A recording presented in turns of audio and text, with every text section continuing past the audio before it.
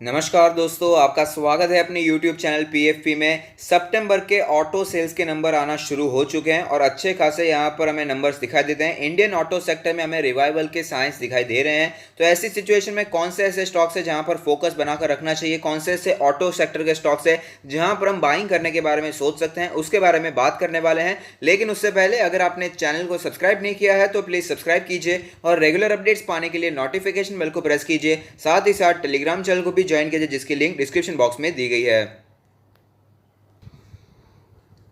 तो आप देख सकते हैं मैं आपको बिजनेस इंसाइडर की वेबसाइट पर लेकर आया हूं जहां पर आर्टिकल का हेडलाइन है September auto sales show Indian auto manufacturers are almost back at pre covid levels. बहुत ही अच्छी बात है, लेकिन एक बात जो जानने वाली है, commercial vehicles continue to lag. तो यहाँ पर कमर्शियल व्हीकल में जो सिचुएशन है वो अभी भी सुधरते हुए नजर नहीं आ रहे हैं। तो कौन से ऑटो सेक्टर के वो यहाँ पर पार्ट्स है जहाँ पर अच्छी खासी हमें तेजी देखने को मिल रही है वो भी जान लेते हैं। तो यहाँ पर सबसे पहले जो हमें दिखाई देता है वो है यहाँ पर मारुति सुजुकी, यानी कि पैसेंजर व्हीकल से हमें ज़्यादा यहाँ पर अच्छे नंबर्स देखने को मिल रहे हैं। मारुति सुजुकी के नंबर्स आप देख पाएंगे कितनी अच्छी ग्रोथ देखने को मिल रही है। डोमेस्टिक सेल्स की अगर बात करें तो 31% की वाई ग्रोथ देखने को मिल रही है। एक्सपोर्ट्स की अगर बात करें तो 9% की वाई ग्रोथ देखने को मिली है। और अगर बात करें टोटल सेल्स के बारे में तो आप देख पाएंगे 30.8% की यहाँ पर हमें ग्रोथ देखने को मिल रही है, जो कि बहुत ही अच्छी बात है। और यहाँ पर रीजंस भी जान लेते हैं। Indian auto manufacturers are witnessing a turnaround from the कोविड-19 late slowdown on the back of demand normalization. The strong sales number for the auto sector are due to various factors,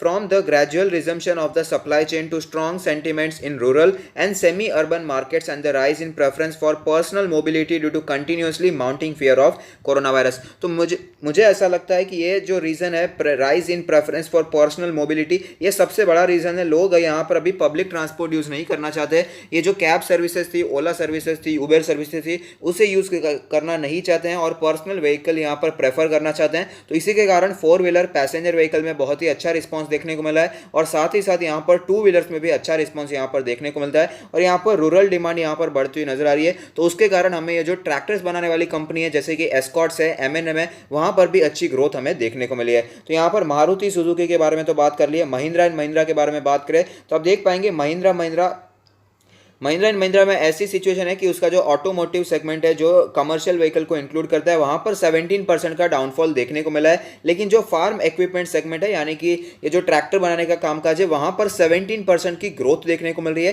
तो इसी के कारण हमें MNM यहाँ पर stable होता हुआ फिलहाल नजर आता है। 250 रुपये तक आता हुआ नजर आता है। फिलहाल ये 600 के भी ऊपर ट्रेड करता हुआ नजर आता है। और ऐसी कंपनीज जैसे कि एस्कॉर्ट्स हो गया जो कि सिर्फ और सिर्फ ट्रैक्टर्स फार्म इक्विपमेंट सेक्टर में कामकाज करती है, वहां पर तो भारी तेजी हमें पिछले कुछ ही महीनों में देखने को मिल रही है, जिसका रीजन भी आपके सामने ही है। रूरल डिमांड बढ़ती हुई नजर आ रही है, उसके कारण ट्रैक्टर्स का सेल काफी ज्यादा बढ़ चुका है। तो यहां पर फिलहाल हमने देख लिया कि जो कमर्शियल व्हीकल का सेगमेंट है वो अभी भी लैग करता हुआ नजर आता है, उसमें अभी भी पिक्चर हमें क्लियर दिखाई नहीं दे रही है। लेकिन जो फोर व्हीलर का सेगमेंट है और यहाँ पर फार्म इक्विपमेंट सेगमेंट है वहां पर अच्छा खासा हमें बढ़ोतरी देखने को मिलता है। आप देख पाएंगे ऑटोमोटिव सेगमेंट में 17% का डाउनफॉल है और फार्म इक्विपमेंट में 17% का अपसाइड है। इसीलिए टोटल सेल्स की बात करें तो 2% का डाउनफॉल हमें यहाँ पर दिखाई देता है। और बजाज ऑटो में हमें अच्छा रिवाइवल देखने को मिल रहा है, स्पेशली टू व्हीलर सेगमेंट में।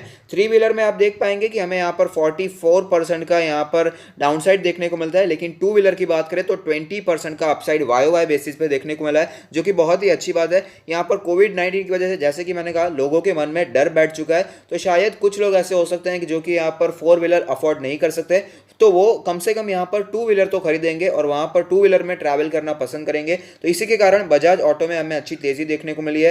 और यहाँ पर the sales number from Hero MotoCorp, Eicher Motors and Ashok Leyland are awaited. तो इन तीनों कंपनीज का भी यहाँ पर नंबर्स नहीं आए, लेकिन ओवरऑल अगर बात करें तो जो नंबर्स आते हुए नजर आते हैं उससे यही पता चलता है कि टू व्हीलर का सेगमेंट, पैसेंजर फोर व्हीलर का सेगमेंट और साथ ही साथ फार्म इक्विपमेंट का सेगमेंट यानी कि ट्रैक्टर का सेगमेंट, ये तीन सेगमेंट है जो कि फिलहाल ऊपर जाते हुए नजर आते हैं। और यहाँ पर जो अभी भी कमर्शियल व्हीकल का सेगमेंट है जैसे कि अशोक लेलैंड हो गया या फिर यहाँ पर महिंद्रा एंड महिंद्रा के कुछ सेगमेंट कमर्शियल व्हीकल में कामकाज करते हैं। और साथ ही साथ यहाँ पर आइसर मोटर्स में भी हमें कमर्शियल व्हीकल्स दिखाई देते हैं, अशोक लेलैंड है, टाटा मोटर्स है। तो ये सारे सेगमेंट अभी भी हमें थोड़े से स्लो दिखाई दे रहे हैं। तो कौन से तीन सेगमेंट ज़्यादा ऊपर जा रहे हैं उन्हीं स्टॉक्स पर हम फोकस करने वाले हैं। तो कौन से ऐसे स्टॉक्स हैं जिन्हें हम बाय कर सकते हैं उसके बारे में भी बात कर लेते हैं।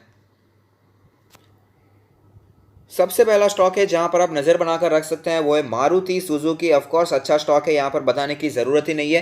पैसेंजर व्हीकल की अगर बात करें, फोर व्हीलर पैसेंजर व्हीकल में 50% का मार्केट शेयर मारुति सुजुकी के पास है। यहां पर दो गाड़ी में से हर एक गाड़ी यहां पर आपको मारुति सुजुकी की दिखाई देती है। और अगर इंडिया में अगर ऑटो स्टॉक्स की बात करें, तो अगर यहाँ पर बात करें आप पैसेंजर व्हीकल्स के बारे में, तो यहाँ पर आपको मारुति सुजुकी दिखाई देंगे, महिंद्रा एंड महिंद्रा दिखाई देंगे, साथ ही साथ टाटा मोटर्स दिखाई देंगे। लेकिन अगर प्योर यहाँ पर सिर्फ और सिर्फ पैसेंजर व्हीकल्स में काम करने वाली कंपनी सिर्फ और सिर्फ मारुति सुजुकी हमें यहाँ पर दिखाई देती है। तो बहुत ही धमाकेदार कंपनी, ये बताने की जरूरत ही नहीं है, मार्केट शेयर से ही हमें पता चलता है। और इसके जो प्रोडक्ट रेंज है वो भी काफी ज्यादा अट्रैक्टिव यहाँ पर नजर आती है। अगर आप सस्ती गाड़ी लेना चाहते हैं, सस्ती और टिकाऊ गाड़ी लेना चाहते हैं, अच्छी गाड़ी लेना चाहते हैं, तो मारुति सुजुकी हमेशा आपकी फर्स्ट प्रेफरेंस होता है। बहुत ही फैला हुआ ना कामकाज है यहाँ पर। और आप देख पाएंगे इसका जो हमें शोरूम्स दिखाई देते हैं, साथ ही साथ सर्विस सेंटर्स है, वो हर एक कोने में हमें दिखाई देते हैं। ऐसा नहीं है कि सिर्फ और सिर्फ मुंबई में ही है या फिर सिर्फ और सिर्फ चेन्नई में ही है, दिल्ली में ही है, ऐसा नहीं है। हर एक यहाँ पर गांव टू गांव हमें यहाँ पर अच्छे सर्विस सेंटर दिखाई देते हैं, हर एक डिस्ट्रिक्ट में हमें दिखाई देते हैं। तो इसका जो सप्लाई नेटवर्क है वो भी काफ़ी अच्छा है। यहाँ पर आप इन्वेस्टमेंट के बारे में सोच सकते हैं। ये सारे लेवल्स में आपको बताने वाला हूँ, लेकिन आपको मैं ध्यान देना चाहूँगा, आपको मैं ये बताना चाहूँगा कि वीडियो का एंड जरूर देखेगा, जहाँ पर मैं कुछ इंपॉर्टेंट बातें आपको बताना चाहता हूँ जो आपको ध्यान में रखनी चाहिए बिफोर इन्वेस्टिंग। तो यहाँ पर आप देख पाएंगे 4000 का level as a strong support हमें दिखाई दिया था। उसके बाद अच्छी तेजी भी दिखाई दी, 7000 के ऊपर स्टॉक जाता हुआ नजर आया था। फिर करेक्शन देखने को मिला, 6300 के आसपास स्टॉक नीचे आता हुआ नजर आया था। लेकिन फिलहाल स्टॉक 6800 के आसपास ट्रेड करता हुआ नजर आता है। तो यहाँ पर जो एक पहला सपोर्ट हमें दिखाई देता है वो है 6000 से करके 6400 का सपोर्ट। तो इस लेवल पर आप फोकस कर सकते हैं। और दूसरा जो हमें यहाँ पर सपोर्ट दिखाई देता है वो सपोर्ट है यहाँ पर 5500 एंड बिलो का सपोर्ट। अब देख पाएंगे 5500 के आसपास स्टॉक ने कई बार सपोर्ट लिया है और वापस हमें यहाँ पर तेजी भी दिखाई दी है। तो 5500 एंड बिलो के लेवल्स काफी अच्छे लेवल्स है जहां पर आप बाइंग करने के बारे में सोच सकते हैं। यहां पर मैं आपको ऑल टाइम चार्ट दिखाना चाहूंगा जहां पर एक कैंडल 1 मंथ को रिप्रेजेंट करेगी। तो आप देख पाएंगे भारी तेजी देखने को मिली थी, 10,000 के आसपास इसने अपना ऑल टाइम हाई बनाने के बाद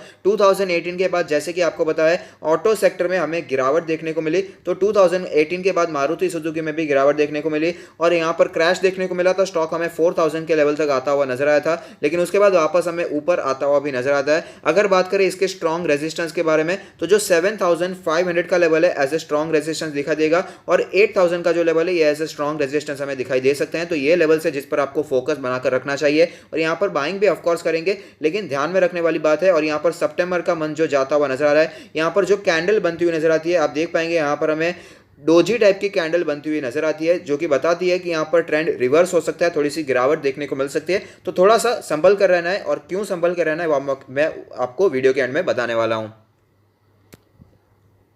नेक्स्ट जो सेगमेंट है वो है फार्म इक्विपमेंट का सेगमेंट, यानी कि ट्रैक्टर्स का सेगमेंट। तो एस्कॉर्ट्स ट्रैक्टर बनाने में कामकाज करती है और आप देख पाएंगे यहाँ पर हमें जो लो बनता हुआ नजर आया था, जब मार्केट में भारी गिरावट देखने को मिली थी, तब 550 के आसपास स्टॉक ने सपोर्ट लिया था और उसके बाद जो तेजी देखने को मिल रही है 1300 के आसपास स्टॉक जाता हुआ नजर आता है। तो आप समझ सकते हैं कितनी ज्यादा तेजी हमें एस्कॉर्ट्स में देखने को मिल रही है। तो यहाँ पर कौन से लेवल पर बाइंग के बारे में सोचा जा सकता है उसके बारे में बात कर लेते हैं। तो आप देख पाएंगे पहला सपोर्ट जो हमें दिखाई देता है वो है 1100 के आसपास का सपोर्ट, जहां पर स्टॉक ने कई बार सपोर्ट लिया है और वापस वहीं से हमें ऊपर जाता हुआ स्टॉक नजर आता है। तो ये पहला सपोर्ट बन रहता है 1050 से करके 1100 के लेवल पर फोकस बनाकर रखा जा सकता है। दूसरा लेवल जो हमें यहाँ पर नजर आता है वो है यहाँ पर इसका 200 डेज का मूविंग एवरेज, वो कैलकुलेट होकर आता है 956 के आसपास का लेवल। तो यहाँ पर 950 से करके 1000 रुपीज के लेवल पर भी फोकस बनाकर रख सकते हैं। यहाँ पर मैं आपको ऑल टाइम चार्ट भी दिखाना चाहूंगा, जहां पर एक कैंडल 1 मंथ को रिप्रेजेंट करती है, जिससे हमें पता चलेगा कैसी मूवमेंट स्टॉक ने बना कर दी है। तो आप देख पाएंगे काफी ज्यादा वॉलेटाइल सिचुएशन देखने को मिल रही है, स्मूथ राइड यहाँ पर देखने को नहीं मिलती। यहाँ पर स्टॉक पहले काफी गिरता हुआ नजर आता, फिर काफी ज्यादा तेजी देखने को मिली, वापस स्टॉक हमें गिरता हुआ नजर आया था, फिर वापस तेजी भी बहुत देखने को मिली, 1000 रुपीज का लेवल देखने को मिला था। और ये क्रैश से पहले भी हमें वापस बहुत ही ज्यादा नीचे आता हुआ नजर आया था, अप्रोक्सीमेटली 500 के भी नीचे आ चुका था, 480 के आसपास स्टॉक आ चुका था। उसके बाद वापस तेजी आई, बहुत ही ज्यादा वॉलेटिलिटी स्टॉक ने सहन की है और फिलहाल स्टॉक 1300 के आसपास हमें ट्रेड करता हुआ नजर आता है। तो लेवल्स तो मैंने आपको बता दिए जहां पर आप फोकस बनाकर रख सकते हैं। अब तीसरे स्टॉक को भी देख लेते हैं, वो कौन सा स्टॉक है उसके बारे में भी बात कर लेते हैं। नेक्स्ट जो सेगमेंट था जिसमें हमें अच्छी खासी रिवाइवल देखने को मिली वो था यहाँ पर टू व्हीलर का segment. Bajaj auto two wheeler में भी कामकाज करते हैं, आपको बताई होगा। यहाँ पर बजाज ऑटो ने सपोर्ट लिया था 1750 के आसपास 1750 के आसपास के लेवल पर 1800 के आसपास स्टॉक ने सपोर्ट लिया और उसके बाद अच्छी तेजी भी दिखाई है। 3000 के आसपास स्टॉक पहुंचता हुआ नजर आ रहा है। 3000 के ऊपर भी हमें स्टॉक जाता हुआ नजर आया था। अगर बात करें यहाँ पर सिचुएशन के बारे में तो आप देख पाएंगे इसमें अच्छी खासी तेजी देखने को मिल रही है। ऑल टाइम चार्ट के बारे में भी बात कर लेते हैं तो आप देख पाएंगे ऑल टाइम चार्ट में हमें पता चलता है कि इसमें हमें अच्छी खासी स्मूथनेस देखने को मिलती है। 2008 में इसकी लिस्टिंग हुई थी, उसके बाद अच्छी खासी तेजी देखने को मिली और इसने स्टॉक ने अपना ऑल टाइम हाई बनाया था 3500 के आसपास के लेवल पर और 2018 के बाद हमें यहाँ पर वीकनेस देखने को मिली और स्टॉक नीचे आता हुआ नजर आया था। लेकिन यहाँ पर क्रैश से पहले स्टॉक वापस 3250 के आसपास पहुंच ही चुका था। लेकिन जैसे कि पता है अगर क्रैश होता है तो ऑफकोर्स गिरावट तो देखने को मिलने ही वाली है, तो यहाँ पर भी बहुत ज्यादा गिरावट देखने को मिली थी। स्टॉक 1800 के आसपास आता हुआ नजर आया था, उसके बाद रिवाइवल भी काफी अच्छा दिखाई दिया है। तो यहाँ पर आप देख पाएंगे जो स्ट्रॉन्ग सपोर्ट यहाँ पर दिखाई देता है वो है 2500 का लेवल। कोरोना वायरस से पहले भी ये इसी लेवल के आसपास कई बार सपोर्ट ले चुका है, तो हम मान सकते हैं कि 2500 का level as a strong support हमें यहाँ पर दिखाई दे सकता है। और दूसरा जो सपोर्ट हमें यहाँ पर फिलहाल दिखाई देता है वो आप देख पाएंगे 200 डेज का मूविंग एवरेज दिखाई देता है जो कि लेवल है 2865 का लेवल। तो यहाँ पर फोकस बनाकर रख सकते हैं। पहला सपोर्ट हमें यहाँ पर दिखाई देता है 2750 से लेकर 2850 के आसपास का लेवल, जहां पर आप नजर बनाकर रख सकते हैं। लेकिन यहां पर जो दूसरा सपोर्ट बनकर आता है जो कि स्ट्रॉन्ग सपोर्ट भी बनकर आता है वो है यहां पर 2500 एंड बिलो के लेवल्स। तो अगर आपको स्टॉक 2550 एंड बिलो के लेवल्स पर नजर आता है तो वहां पर आप बाइंग के बारे में सोच सकते हैं। तो ये 3 स्टॉक्स हैं जिन पर आप फोकस बनाकर रख सकते हैं जो कि ऑटो सेक्टर में अपने अपने सेगमेंट में काफी अच्छा कामकाज करते हैं। और जैसे कि हमने देखा 4 व्हीलर 2 व्हीलर और साथ ही साथ फार्म इक्विपमेंट सेक्टर यानी कि ट्रैक्टर्स का सेगमेंट काफी ऊपर जाता हुआ नजर आता है। तो ये 3 स्टॉक्स मैंने आपको बता दिए हैं। और भी स्टॉक्स हैं जो कि इन्हीं सेगमेंट्स में काम करते हैं, जैसे कि 2 व्हीलर में हमें यहाँ पर हीरो मोटर को अभी दिखाई देता है, उसके ऑटो सेल्स के नंबर नहीं आए, जब भी आएंगे मैं आपके साथ शेयर जरूर करूंगा। तो यहाँ पर फिलहाल की सिचुएशन के हिसाब से ये 3 स्टॉक्स काफी अच्छे हैं जहां पर आप बाइंग करने के बारे में सोच सकते हैं। लेकिन जो बात का आपको ध्यान रखना चाहिए वो ये है कि ये जो सारी चीजें हमें दिखाई दे रही है ये सारी चीजें एक्चुअली फैक्टर्ड इन हो चुकी है, ये आपको ध्यान में रखना चाहिए। आप देख पाएंगे एस्कॉर्ट्स भी अपने ऑल टाइम हाई के आसपास ट्रेड कर रहा है। बजाज ऑटो भी 3000 के आसपास ऑलरेडी पहुंच चुका है। 1800 के आसपास लो बनाने के बाद ऑलरेडी काफी ज्यादा रिकवरी दिखा चुका है। मारुति सुजुकी के बारे में बात करें तो वो भी 4000 से 7000 के लेवल के आसपास ऑलरेडी पहुंच चुका है। तो यहाँ पर समझने वाली बात है कि यहाँ पर सारी चीजें पहले से पता थी और ऐसा नहीं है कि मैं आपके साथ अभी शेयर कर रहा हूँ, पहले भी मैंने कई बार आपके साथ ये शेयर किया है। यहाँ पर जब ये 2500 के आसपास ट्रेड करा था तब भी मैंने आपके साथ शेयर किया था कि 2 व्हीलर सेगमेंट 4 व्हीलर सेगमेंट और यहाँ पर रूरल डिमांड बढ़ने के कारण यहाँ पर हमें ट्रैक्टर सेगमेंट में अच्छी तेजी देखने को मिल सकती है। तो यहाँ पर इस लेवल के आसपास भी मैंने आपको सजेस्ट किया था, बजाज ऑटो भी किया था, हीरो मोटर कॉर्प भी किया था। हीरो मोटर कॉर्प मैंने आपको 2600 के आसपास सजेस्ट किया था। तो ये स्टॉक्स मैंने आपको पहले भी सजेस्ट किए थे, इसीलिए मेरा मानना है ये स्टॉक्स अच्छे हैं, इन पर फोकस जरूर बनाकर रखिएगा। लेकिन बाइंग करने से पहले एक बार सोचिएगा कि जो भी सारी चीजें हमें अच्छी चीजें हमें यहाँ पर दिखाई देती है, जो भी अच्छी न्यूज हमें यहाँ पर आ रही है कि ऑटो सेक्टर में रिवाइवल देखने को मिल रहा है, वो सारी अच्छी चीजें फिलहाल फैक्टर्ड इन हो चुकी है। ये ध्यान में रखना चाहिए। आप देख पाएंगे इतनी ज्यादा गिरावट हो चुकी थी और इतनी ज्यादा रिवाइवल भी हमें देखने को मिल रही है। तो स्टॉक्स में ऑलरेडी रिवाइवल देखने को मिल चुका है। ये नंबर्स तो अभी आ रहे हैं क्योंकि सेंटीमेंट्स पहले से पता थे कि लोग अभी यहाँ पर पर्सनल गाड़ी खरीदना पसंद करेंगे। तो फिलहाल थोड़ा सा सोच समझ कर बाइंग कीजिएगा। और ये जो छोटे निवेशक होते हैं, रिटेल इन्वेस्टर होते हैं जिनका कैपिटल छोटा होता है, वो अगर यहाँ पर ऑटो सेक्टर को अवॉइड करेंगे तो भी कोई मुझे प्रॉब्लम दिखाई नहीं देती है। हैवी एसेट वाला इंडस्ट्री है, इसे अवॉइड करेंगे तो भी कोई प्रॉब्लम नहीं है। लेकिन अगर इन्वेस्ट करना ही चाहते हैं तो ये जो स्टॉक्स मैंने आपको बताएं अच्छे स्टॉक्स हैं, यहाँ पर आप इन्वेस्ट करने के बारे में सोच सकते हैं। लॉन्ग टर्म के लिए बुरे स्टॉक्स नहीं है, लेकिन ये भी ध्यान में रखिएगा कि अच्छी चीजें ऑलरेडी फैक्टर्ड इन हो चुकी है। मार्केट हमेशा 2 कदम पहले ही चलता है, 2 कदम आगे चलता है। तो ये ध्यान में रखने वाली बात है। तो अगर आपको ये वीडियो पसंद आता है तो लाइक कीजिए, शेयर कीजिए, कमेंट कीजिए, सब्सक्राइब कीजिए और मुझे मोटिवेट कीजिए। Thank you. Stay happy, happy investing.